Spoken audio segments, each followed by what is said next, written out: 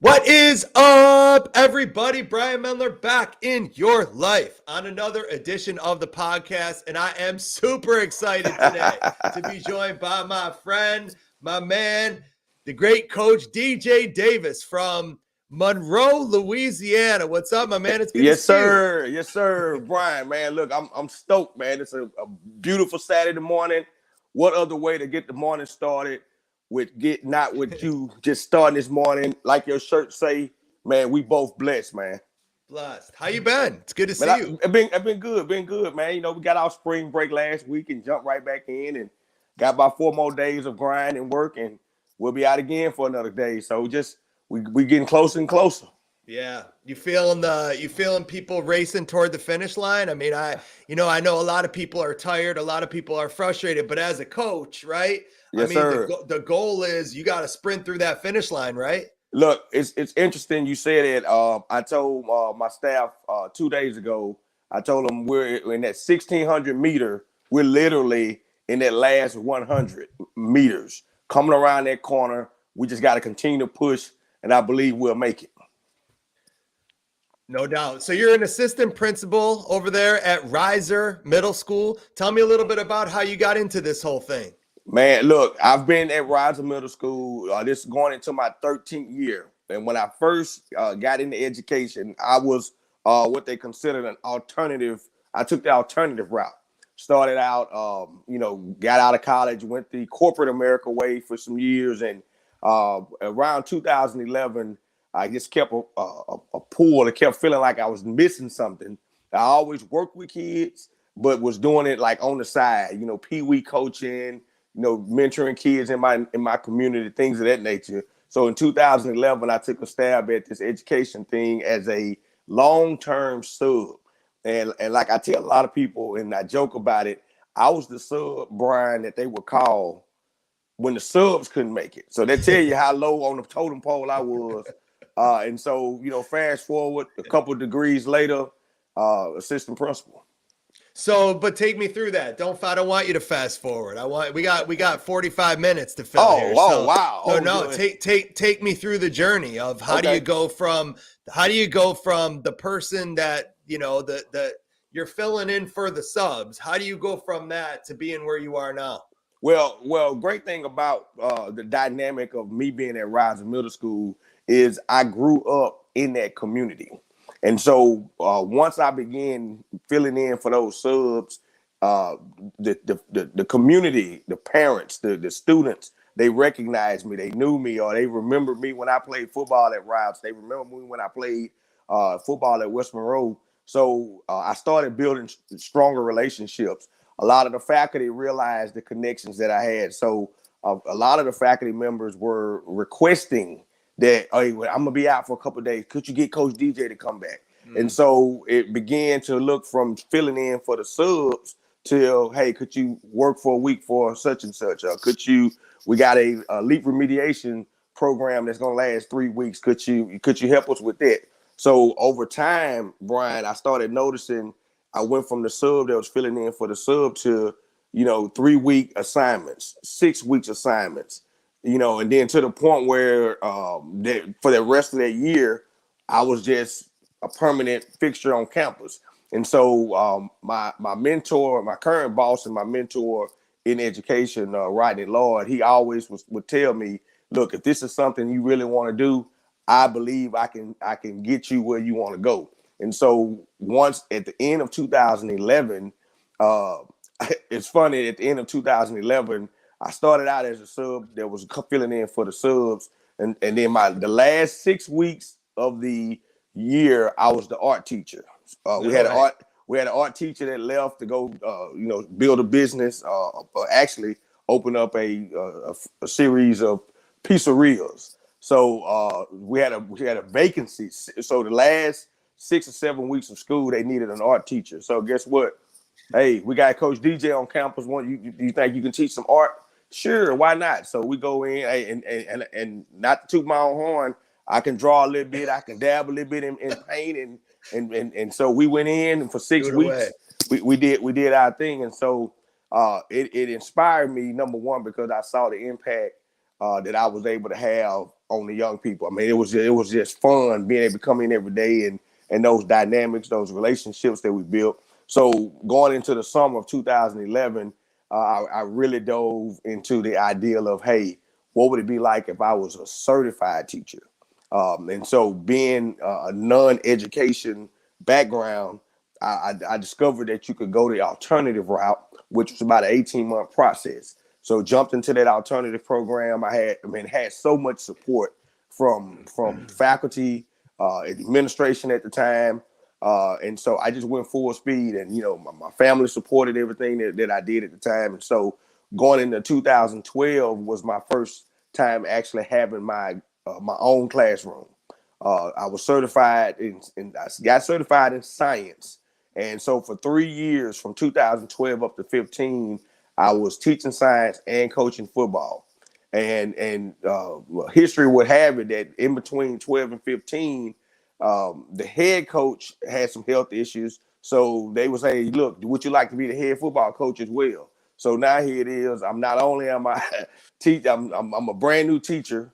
I'm a brand new head football coach. And so and not only that, let me add, I was also teaching 2 grades. So I had 2 preps in school to get my certification, my master's in teaching, and I was the head football coach. So looking back on that little 3 or 4 year stretch, it's almost mind-boggling that I was able to complete those tasks. But Brian, what was the big picture was knowing that I could make an impact not only on students, but I started noticing that a lot of the faculty and staff were excited about me being around, and they would come to me just for tips, motivation.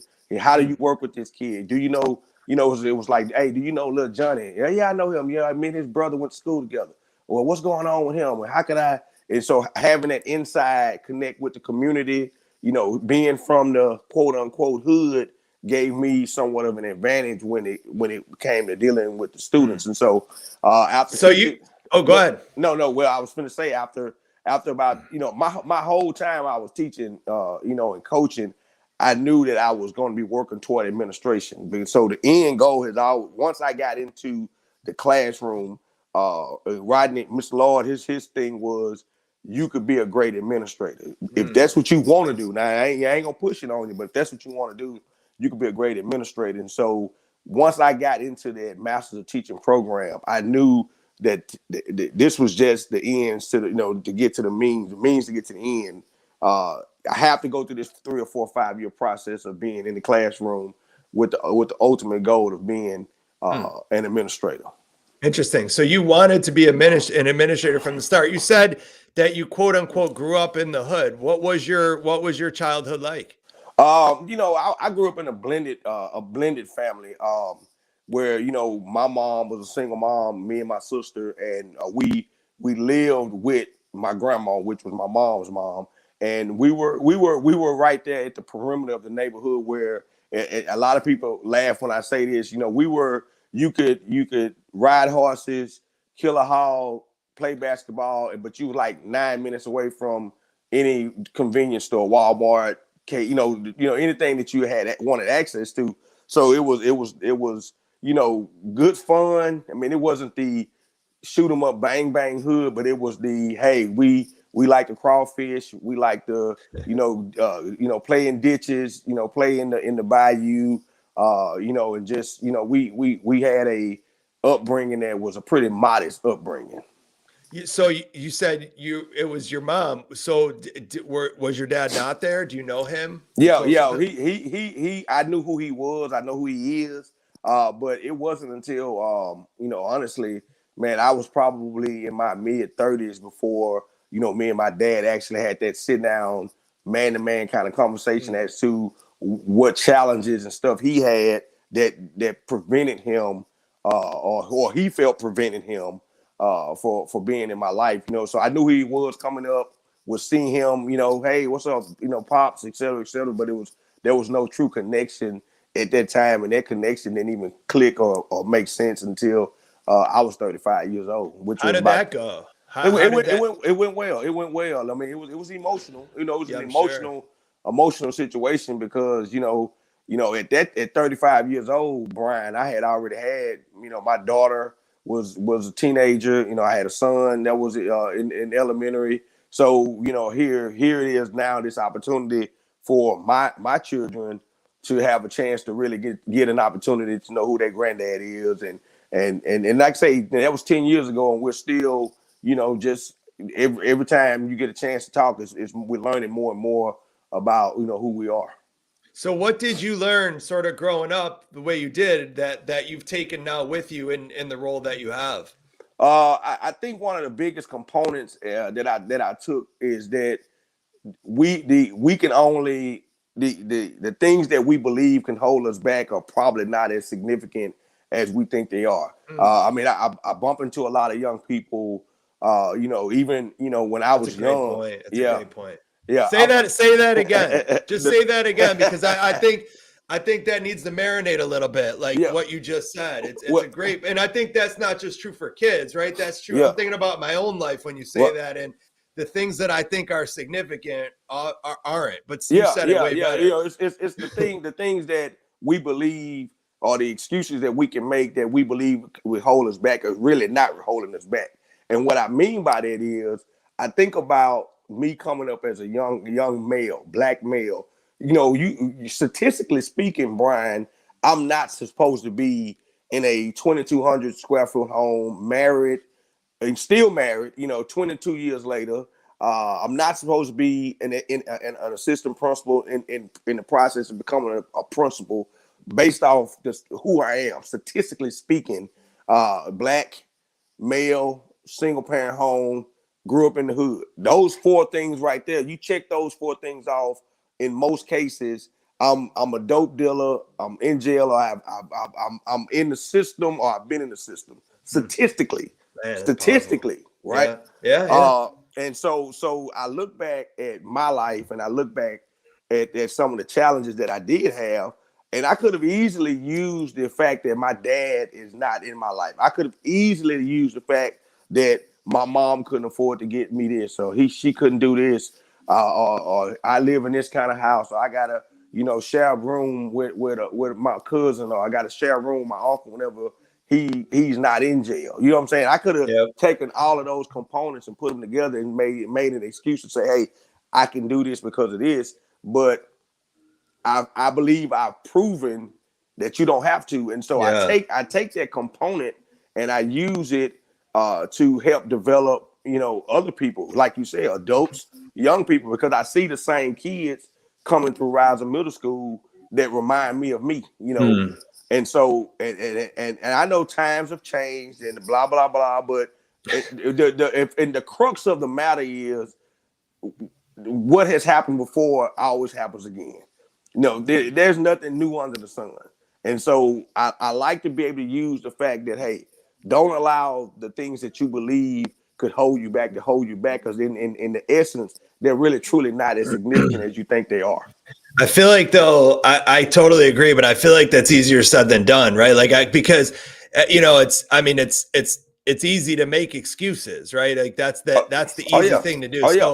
So what do you do, though? Like as a leader, what do you do when you start hearing kids talk like that, or even adults talk like that, where you feel like that's what they're doing? How do you approach them and specifically try to turn them around so that really they're not making excuses? Well, what I've learned over the years is sometimes you have to, and I picked this up too, Brian, from being in sales. Before I got into education, I spent 6, 7, 8 years in sales, and sometimes what I have to do, even with faculty, with staff, is you have to ask the right questions. Sometimes if I tell you, and I'm using it as an example, I sold. I had an insurance business. I ran an insurance business for years before education. And one of the things that we were taught, or we learned, is that if I tell Brian Mendler he needs to save money, I'm a man, I'm a grown man telling another grown man he has to save money. That doesn't go well with a grown man having another grown man to tell him he needs to save money. Even though we're looking at your financial data sheets and it shows that you don't have any money saved, right? But if I ask the right questions and I ask Brian, what do you feel? How do you feel about saving money? And do you believe and now if I get you to say, yes, I need to save money and how much you need to save, now guess what? You believe it more because it's you saying it versus me. No So doubt. so when I deal with young people and I deal with faculty, deal with staff, sometimes it's about asking the right questions. Yeah. And so instead of me telling little Johnny that he needs to behave or you don't need to do it that way because you this, I ask him, say, do you believe that you have the ability to be better? Do you believe? And so now when they're saying, yes, I do, and yes, I can, or no, I don't, or whatever, it's more relevant, it's more believable. And then you can take that and add some examples. A lot of people don't want to hear, yeah, you may have a testimony, yeah, you may have a story, but sometimes people can't relate to Coach DJ's story of being a 16-year-old kid working with kids. I first started working with young people, Brian, I was 16. And I was over, 10 and 11-year-old 10 and 11-year-olds at the local Boys and Girls clubs and things in the community. So I was young working with kids. But some people don't want to hear your story. But if you can get them to see that they have their own story, boom, we can work, we can go with it. Yeah. One of the most important strategies that I teach teachers in my workshops is, especially with defiant kids, like defiant, oppositional kids who like to argue, is if you're not sure what questions to ask, just pick a day. And for the whole day, from the minute you wake up in the morning until the minute you go to bed at night, no matter what anyone does, no matter what anyone says, you're only allowed to use questions for one full day and see what happens, right? Because the truth is questions can't be argued, right? So the minute I said sit down, no, yes, no, yes, no, yes. Boom, we're in a power struggle, right? Yes, that's Versus, correct. hey, come here. Can I talk to you real quick, buddy? Can you please explain to me why you think it's okay to stand instead of sit right now? Like, I'm just curious. Why do you think that's an okay thing to do? Or instead of, right, this is one I hear all the time in schools. We don't talk to adults like that. I'll talk to you however I want. No, you won't. Yes, I will. No, you right. Boom, explosion, right? Yep. Instead, it becomes, hey, come here. I'm just curious. Could you please tell me where in your life have you learned to talk to adults like that? Like, I was just wondering, if you don't mind telling me, who in your life talks to people that way, where you think that's an okay way to talk to me? Because I know that's not you talking in there. Who is talking in there? Do you want to tell me? Like, notice how by using a question, I disarm the argument, right? That's top of taking away the excuse, you take away the argument, which is such a powerful thing to do. Major key. That's a major key. Major key. It's not easy. It's not easy, right? But you pick one day and all day. Mr. Mendler, what? What's the homework going to be? I don't know. What do y'all think it should be? You think it should be 10 problems, 15 problems? How about I give you 20 problems and you pick whichever 5 you want? What do you think about that? Mr. Mendler, what? What's the consequence going to be if I break that rule? I don't know. That's a good question. What's it going to take to get you to stop calling people names? I mean, you and I both know the first 10 things I've tried this year haven't worked. Do you have any ideas for me? Right? Like, notice how when I use the question, I get the kid thinking internally, which is exactly what we're trying to do. That's a good one with spouses too, right? Honey, where do you want to go for dinner tonight? Good question. Where would you like to go? Right? And usually they answer almost every time. Right.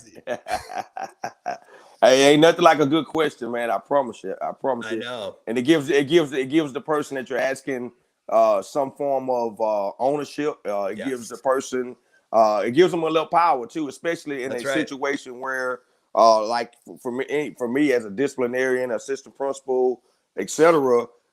Sometimes giving that child that, oh wow, coach is giving me a chance to be like the quote unquote adult in this scenario.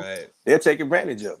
That's right. And you said the word power, right? Which is like, gives them a little bit of power, a little bit of control, right? Like those two things, kids are seeking those two things, and they're often seeking them because usually in their life, they feel out of control. That's correct. That's correct. So they don't have any control in their life. And so if I talk back, right, if I'm defiant in class, it gives me that feeling of, okay, there's something I can be in charge of, which is often the reason that they're doing it. And so when we can fill that need in another way, oftentimes, right, we get the results that we're looking for. Yeah, it reminds me of an example years ago. My son He at the time had to be maybe 5 or 6 years old, and we had a Rottweiler puppy, which the Rottweiler puppy fell in between him and my daughter, then me and my wife. So he was trying to find his place.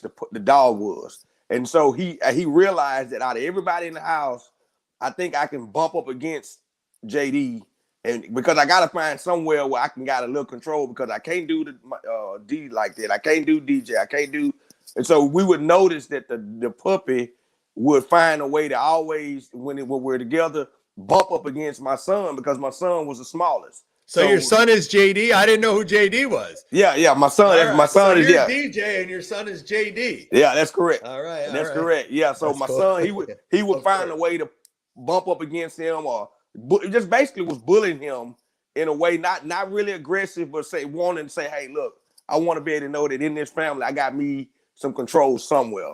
And so that small example is even relevant in the classroom, just relevant, it really even in society. Everywhere. And that's the goal as a teacher, right? The goal. So homework, there's two places that I think are really easy to do this, and that's homework and consequences. I see homework and consequences as nothing more than a vehicle to a destination.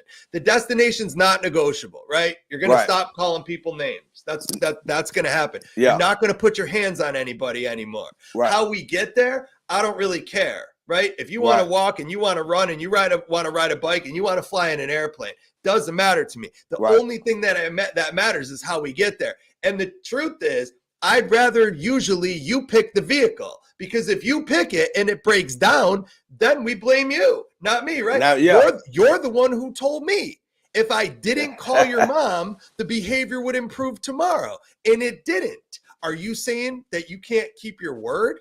Are you saying that I can't trust you? Notice how now I'm no longer annoyed at the kid because they didn't do their work or they were inappropriate. Yeah, right. I'm annoyed that you didn't keep your word. Yeah, you told me yesterday this was going to work, and now I can't trust you? What's up with that? And most kids that I've found, actually, their word matters to them.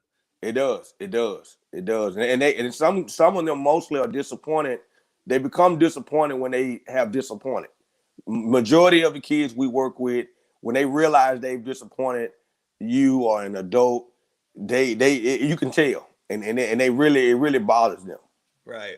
As long as you've built that connection with them. So how do you do that? Like, you're an incredible relationship builder. I mean, you dance and you sing and you high five everybody, and you're always present, right? Always out there and, talking to people. And is that really it, or is there anything else that goes along with it?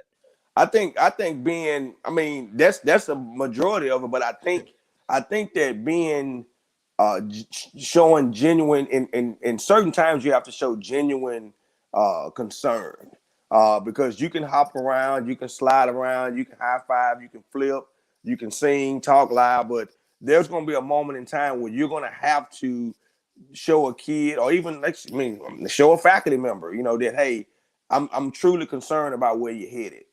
Give me some ideas, some things that I can do to help you get to where you want to go. And so the essence of everything that I try to do is being relatable and relational. And I don't even know if a relational is a word, but I like how it sounds. That's all right. You can invent words. So relatable and relationable. So relatable meaning what? Like that people can say, oh, I can relate with DJ because he relates with us, or vice versa. I try my best. Even most of you think about some of the music that's out right now. I grew up in music. I used to be, before I got out of college, I was a big music guy. I mean, I traveled, I did shows, I rapped, I did albums, CDs, everything. And even though the times have changed musically, I still try to put myself in a position to put an ear to what's out there, because even sometimes in the hallway, when kids are changing classes, I might drop a line out of a song that may relate to a situation that's going on, and all the kids are giggling and laughing. Coach, what you know about that? What you know about that? And so little dynamics like that, that you try to, and it's not fake. I'm not just faking it. I really do. I really am a music person. Yeah, right. You know what I'm saying? And so, of course, and the thing is, I think though, even if you're not, right, which me too, right? So there's certain topics that, like sports, I'm good because I love it anyway, right? Right. Music, I'm usually pretty good because I love it anyway, right? There's some other ones though, like video games. That's one. I'm not really a video game player, but there's sometimes I have to learn about certain video games. Yeah, because true. That's what the kid is into. And like, and I think that's the most important component is the fact that it's sort of like they're in their world, right? And I feel like what happens in so many classrooms is the teacher's in their world, the kid is in their world, right? And the teacher is trying to get the kid to come over, right? It's like, I got my math over here in my world. Come over to my world and learn it. And the kids kind of like, yeah, I don't really feel like going anywhere though. Like I'm like I want to hang out here. Like, can't you bring the math? Like, bring the math to me. Like, why don't right? And that's kind of the world they're growing up in, right? That's true. This is a world of Amazon where like I don't have to leave this chair and I can swipe and the toothpaste is at my door, right? Right. Like, Grubhub or Uber Eats, like it's this world where you have to bring it to me, right? Yeah. And so the way to do that is to know what the kid loves. Oh, the kid loves sports. Kid loves music. The kid loves YouTube, right? Oh, you love YouTube. I'm trying to teach fractions. Hey, you know who Mr. Beast is? Mr. Beast is like the most popular YouTuber that there. He's got 90 million subscribers. He made $53 million last year on YouTube. Let's talk about how you get paid. Because you know that you make like 1/8 of a cent per click, right? On every video you do. Doesn't sound like much, but let's talk about what's an 1/8 real quick. You guys know what an 1/8 is, right? Boom. Now, look at, see, instead of get off YouTube, put YouTube away, enough with the YouTube, it's let me come over and hang out with you, like, and see what YouTube is all about, and then take my math, like, kind of look back at my world and be like, well, I got stuff over there. But what's interesting about kids, I feel like, is it's the reason, like, kids don't hang out where we do, right? Like, oh no. Right? They don't go to the same movies. They don't go to the same restaurants. They don't hang out on the same websites. They're on different social media channels. Why? Because they don't go where their parents are. And usually when you go to where they are, you realize it's cooler. Like it's actually better. Like that's why you go to that website, because you can do this and this and this. We can only do this on ours. And so all the while you're over there, you're glancing back thinking, what can I bring? Like, what do I have that I'm trying to teach them? Oh, I got to teach adjectives and adverbs and what a sentence is. Let's look at your YouTube video and check out the description. I know you love YouTube so much. See, in a description, you got to write a full essay, basically, right? Yeah, it's got true. 3 paragraphs. Let's break down the paragraph. Right now, no longer are we talking about YouTube, right? We're talking about, or no longer are we talking about writing. We're talking about YouTube.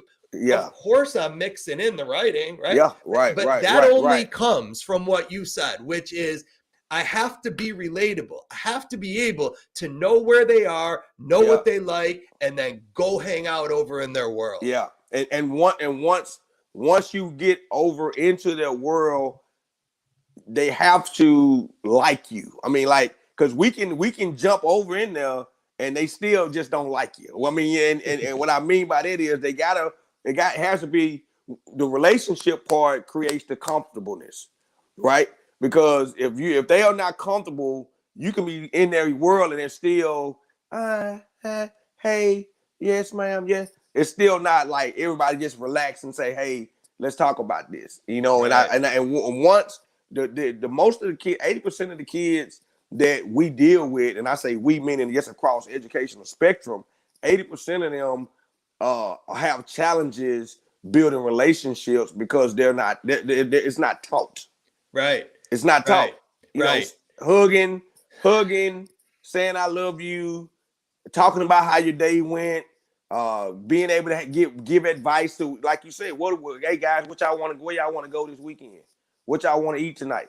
80% of the kids, Brian, don't have that option. It's look, go in there and you better get them that cereal and sit down and shut up somewhere. You know, it's no relationship. It's not taught. And so we have to be able to figure out how we can do that. Right. And it's easy once you make it intentional. And I think the other thing that a practical / specific that people can do is they can be vulnerable, right? So I think one of the ways to get kids sort of hooked to you, right? So like you go to their world and then to hook them to you is to let them know your struggles. Like let them know where you come from. Let them know things that you battled with in your life. You know, I talk about all the time in my workshops, growing up as a kid who struggled with reading, severe ADHD, and addiction recovery, like all of those things, right, would hook kids to me because like they would come in, right? And I would do a homework assignment every Monday. It was the same. It never changed the whole year. Their assignment on Monday was they were required to come in on Tuesday and ask me how my recovery meeting went Monday night. Right. That was right. it. No other responsibility but to take care of me, right? And flipping the roles, because 95% of the time I was taking care of them, right? My job as the educator is to take care of kids. That's what we do, right? Yep, right. But when you can flip that and get the helped, right? The kid who's always being helped to become the helper, you often see a change in kids like no other. And so what would happen is Tuesdays was always my favorite day to teach, because kids would walk in, right? And from literally like 15 different angles, I'd hear, Mr. Mendler, did you go to your meeting last night? Hey, Mr. Mendler, did you go to your meeting last night? And then I would tell him, listen, if somebody asked, did you go to your meeting last night? And I say yes, you still are required to ask, but you got to ask a little differently. Right. So like kids would say, Mr. Mendler, how many people were at your meeting last night? Yeah. Hey, yeah. Mr. Mendler, is there anything you learned at your meeting last night that you could teach us? Like, and then like what that always led to was like later on. Right. And this happens all the time at my workshops, all the time, every single time. I talk about being in addiction recovery. During the break, somebody comes up to me in my ear, 10 years clean for me, 2 years clean for me. And my students would, Mr. Mendler, my grandma, man, she's a mess. You think you could help her? Mr. Mendler, my cousin, man, he's a disaster. I've seen him. Is there anything you could do for him? One time I had a kid say, Mr. Mendler, me, could you help me? Look, I mean, the point is when you're vulnerable and you create an environment where vulnerability is good, you get other people to do the same. And once that happens, boom, they're hooked to you. And that's the quickest way to hook people. But it's hard. It's hard to do, right? It is. Especially coming from the generation, and I think me and we're close in age, coming from the generation of educators that we had, you just didn't, there was always this veil of, like you said, teacher world, student world. And I dare you come across into the teacher world. You know, I think about now when they print out sheets and stuff for the kids, we didn't even know what our teacher's first name was back in the day. You know what I mean? It was Miss Johnson. It's true. And you don't worry about nothing else. Miss Johnson. Now you get all the the report cards and so whatever with the teacher first name, because my real name is DeGennaro, right? So when I first got into becoming a real teacher or certified in my own classroom, the kids like, what is that first name? What is that? So now I have to open up to explain to them, you know, how did I get my first name? And it's like, it was a little uncomfortable because I'm thinking like, you know, I'm coming from a generation where you don't ask teachers about their first name and this, and you don't inquire about that. Back in the day, I know. Man, there was no way you didn't know where teachers lived. You didn't know none of that. So it's a challenge, but it's something that has to be overcome because we have to create that opportunity for them to feel comfortable coming into our space and vice versa. And I think though, for me, that's part of why I did struggle with a lot of teachers, because I didn't know them. And I was a kid who, if you connected with me first, like so for me, right, I always believe that as a kid, like you have to show me that you care more about me than you do about anything you're trying to teach me. Right. So you're trying to teach me something, fine. Okay. Right. You're trying to teach me something, but do you care more about what you're trying to teach, or do you care more about me? Right. Which one? And because it's not both. It's not both, right? The age-old question, right? Do you kick out the kid because they got in the way of your content, or do you kick out the content because it's in the way of the kids, right? Wow. I mean, every teacher in the world kicks something out of class every day. Oh, yeah. The question is, which one do you remove? Us special ed teachers kick out content all the time because the truth is we don't really like it anyway. Like, I didn't go into teaching because I like Shakespeare. Like, I'll put up with it. You know what I'm saying? Like I'll do my best at it, but it's not why I'm here. So like, if you give me the option of Shakespeare or please and thank you, Shakespeare, please and thank you. I'm going with the please and thank you. Yeah, see you later, Shakespeare. Why these kids don't know how to say please and thank you, and I gotta teach them, right? Hey, Shakespeare was not the most favorite even when back in high school. So imagine being a teacher and coming across it and be like, okay, guys, today we're gonna write our own poems today. How about that? But if you're there, right, if your mindset as the teacher is, I'm here to teach math, dang it. Like, that's what I'm here for. That's what they pay me for. Well, you're going to struggle with a certain group of kids because there's a bunch of kids that are like, yeah, well, you might be here to teach math, but I didn't say I was here to learn math. Right. That's like, I'm here to hang out. I'm here to eat. I'm here to say hello to people. I'm here to get a high five from a person, right? I'm not necessarily here to learn math. And so the goal is being able and having that willingness and that skill to just dive into their world. You look at it's interesting you say that. Teacher says, I'm here to teach math. Student says, I'm here to become socially better. Right. Because I'm here to drive you nuts. Yeah. So it's that ebb and flow every day, every year, determining, okay, yeah, I do have some things that I have to accomplish as an educator. But then I have to also keep in mind there's some things that the student wants to accomplish as well, and it may not be exactly what I want to accomplish. So let's look at the in between, because like you mentioned, you have some kids whose sole purpose to come to school is not to cause problems, but they coming because I don't get hugs at home. I don't get, hey, how you doing at home? I don't get that. So I need to get to school ASAP because I want to hug my teachers. I want to smile at my friends. I want to be in a warm classroom. So math is important to me, but if I had to write it down on a list of priorities, math is number 9, and everything else is better than math. Right. When a teacher, math may be number 1, so now you're definitely gonna have a conflict. That's right. Yeah, but okay, but and that's fine. Like math can sort of be number 1 in your head. Like in your mind, the thought is, right, I have to teach them math. But then the question becomes, but how do I do it, right? There's two things that sort of live at the same time in education, right? Yeah. There's the thing called what I'm supposed to teach, which as a teacher comes from everybody but me, right? Like I never had a say in what I was supposed to teach. At all. Right? At all. Right. No, it came from administrators, came from the state. I don't even know where it came from half the time, right? Right.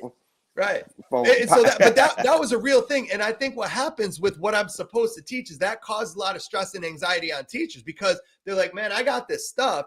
I'm being told to teach this, or in some places, right, I got to be like at a specific place at a specific time. Yeah. If I'm not, right, I'm going to get rated down. And so that's a lot of pressure. And then what's happening, what's living at the same time. So that's one thing, and it's causing all that chaos, right?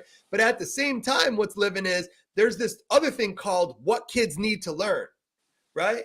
So there's what I'm supposed to teach over here. Then there's what kids need to learn over here. And what I think is I don't think teaching's ever easy, but I think it's at its easiest, right? When those two things line up, right? What I'm supposed to teach is also what kids need to learn. The problem right now, though, in our country and society is what I'm supposed to teach is in New York, what they need to learn is in LA, and the teachers are getting caught in Nebraska, right? They're getting yanked because they're like, well, I'm supposed to be teaching them 3 + 3. I know, but they don't know how to disagree with each other appropriately.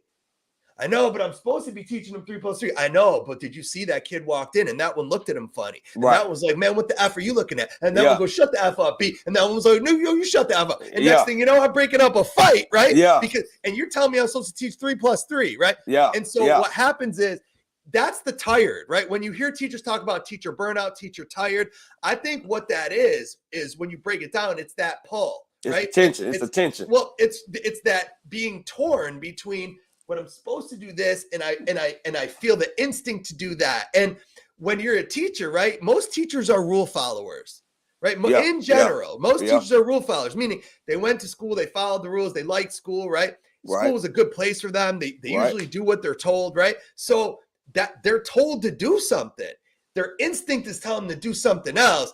And that's a battle, right? And what I always say to teachers is anytime you ever feel that, if you ever feel that pull, always go with what you believe the kids need over what you're supposed to. And trust the process that by giving them what they need, it will lead you back to where you're supposed to be.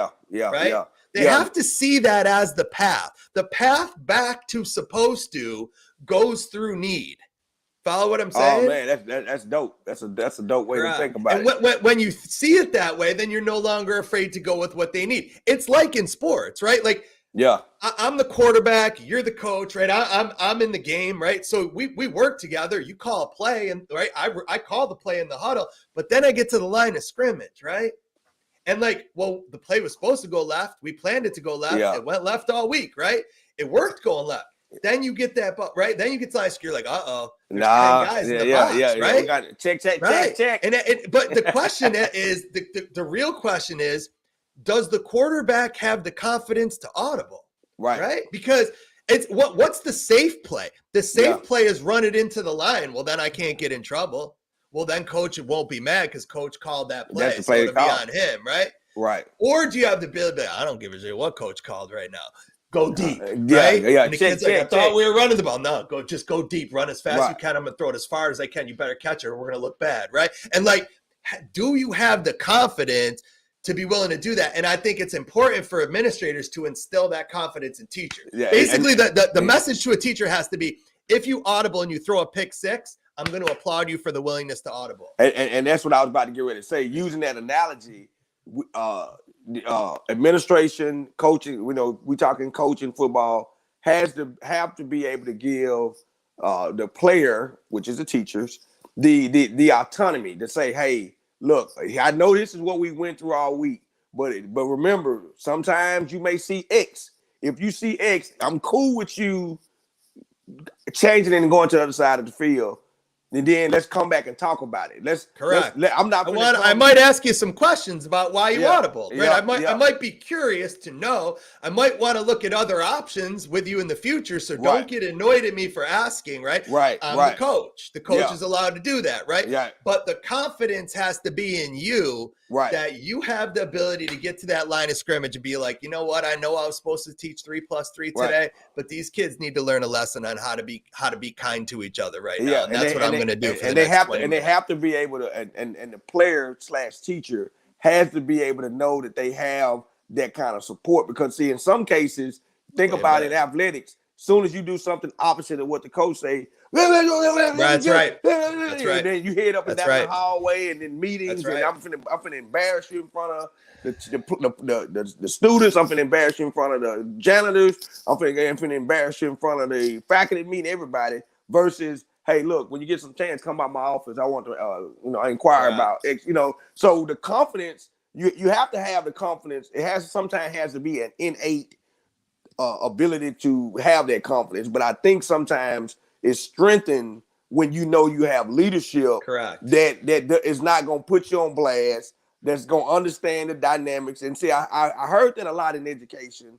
Or I have heard it a lot in education since I've been in education. How sometimes leaders, you hear teachers say now, they've been so far removed from the class, they just don't forget. They don't forget. I heard that so much while I was in the classroom. Now that I'm in the administration, I try to remind myself, don't get to a point where you done forgot about what it was like being in the classroom, what it was like when having a curriculum coordinator. That's right. What was it like how did you feel? What's it like being the one who gets tackled? Yeah. You're standing on the sideline and I'm getting tackled, right? So it's easy to stand on the sideline. It's another thing to get hit. And and that I know. And that's the piece that all of us, that everybody needs to remember. And that's why the teacher, in my opinion, gets the final say, right? The teacher in the classroom gets the final say. And if they believe that kids need to learn something and it's not what they're supposed to be doing, go hard in that direction and don't hesitate. Like in sports, sometimes we don't even audible, right? So sometimes you run the play and the running back gets the ball and they take one step left. And it's supposed to go left. We planned it to go left. And we went left all week. And there's 4 guys in the backfield. You don't have time to ask permit. Excuse me, coach. Can I cut back? No, right? Look. The reality is, when one lane closes, another one opens. The question is, you fast enough to see it and hit it. Right. Right. Because that's have the truth, right? Yeah. Right. Sometimes teachers will say something to me like, "These kids are so disrespectful. I can't teach." Like I'll hear that's something that they will say to me. And I'll say, well, let me just call timeout. Is it they're so disrespectful that you can't teach? Or is it so disrespectful that you can't teach math? Right. Because teaching is every day. The minute they take away your math lesson, there's a lesson on how to be respectful. right? Yeah. There's a lesson on how to be kind. There's a lesson on how to say please and thank you. Good There's point. a lesson. Here's one of my favorites. There's a lesson on how to act interested when you're bored out of your mind. Right? What a skill to teach my special ed kids. That was the number one thing that I taught them. I would say to them all the time, nobody cares that you're bored. You're allowed to be bored. You can be miserable. You can be bored. But my kids were the ones who had to show everybody how bored they were, right? They had to put their head down and roll their eyes. Moaning, groan. This is so stupid and whatever. And I would say, that's what's getting you in trouble. Fake it. Look at the teacher while she's teaching and go like this. That's all you got to do. Smiling. You don't need to know what she's talking about. Yeah. Just go like this. Us teachers, we love the kids who go like this, right? Oh, yeah. We feel like we're doing something. We're winning. They make us feel good about themselves. Listen, man, these 45-minute blocks go quick. Anything that you want to leave people with? Man, look, one thing that for those your listeners and the people that follow you, I would really want them to know that anything that you believe that you can do, you can do. And that's something that from age 1 to 99, I saw a young man at the age of 101 go back and get his GED that he didn't get because he literally got kicked out of high school. And at the age of 101, he went back and got his GED. And I'm talking about in the age of technology when he had to wind up going. Some of it was online. He did something, but he went back. The matter of the whole point is, if you believe that it's something that you want to do, you can do it. No question about it. I think that's the message that we're always sending to kids. And not only can you do it, but I'm going to show you a little bit of a path to it, right? Like even the most crazy things. Like I remember when kids would tell me they were going to be I'm going to be a professional basketball player, and I'd be thinking, bro, you can't beat me one-on-one. Like you're not. Yeah. But you know what I would do instead? I would say, listen, come here. Maybe you will be a pro basketball player, and God bless you. I hope you are. But if you're not, I wanted you to see, I brought you this book on becoming a basketball referee. I don't know if that's ever interested you or not. And the reality is, even if you become a pro player, you got to know all the rules anyway. Yeah. So what do you think about being a ref? Because being a ref is pretty cool. You could do like CYO games, like the little kid. You could do like 8 in a day. You get like $30 a game, right? So think about, let's do the math real quick. 30 times 8, how much you making there, right? $240. That's not bad. And you're around basketball all day, right? How cool is that? And then you could graduate from that to do with like JV games. And then you get to varsity, you're making a few $100 a game. You get to like D3, it's $1,000 a game minimum, right? And you get your travel, man. Look at the guys in the Final Four, right? They're making like 10 grand or something like that for one game, right? Man, so they killing it. Right. So again, I don't think it's my job to kill a kid's dream. I do think it's my job to be realistic with them though, and point them whatever they want to do or whatever they want to be, even if their thought is, I'm going to be the star. Maybe not, but let me show you 50 other people that work behind that star. And let me show you what those are something that's possible as well. Yeah. Just so you get the kid thinking in multiple directions within the same world. Right. You know? It's a teaching moment, just like we said earlier. Hey, every opportunity you get opportunity to teach, let's teach. That's it. I knew this would be great, man. Listen, thank you so much for joining me. You're the best. I'm excited to see you this week. Hey, man, Monday is gonna be we got you lined up for Monday, man. I put together a schedule for you. Man, we're gonna see some teachers, we're gonna see some kids. I got some time set aside so you can build some relationship with some students. The bigger question is, are we gonna get some food? Oh, that's the real thing. Hey, we got several new spots that popped up since you've been here last, man. So we're gonna get you taken care of. I love Louisiana.